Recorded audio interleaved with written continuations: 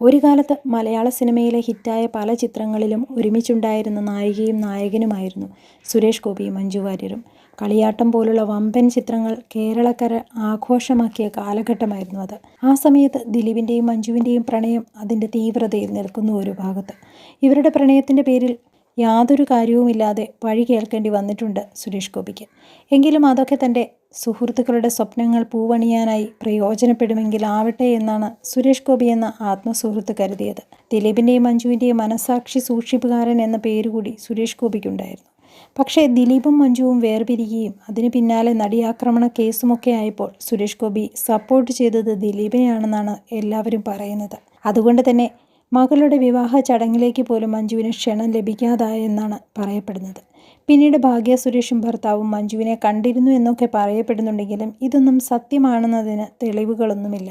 ആരും ഒരു ഫോട്ടോ പോലും ഷെയർ ചെയ്തിട്ടില്ല. പക്ഷേ ഇപ്പോഴിതാ സുരേഷ് ഗോപി മഞ്ജുവിൻ്റെ പുള്ളിലെ വീട്ടിൽ എത്തിയിരിക്കുകയാണ്.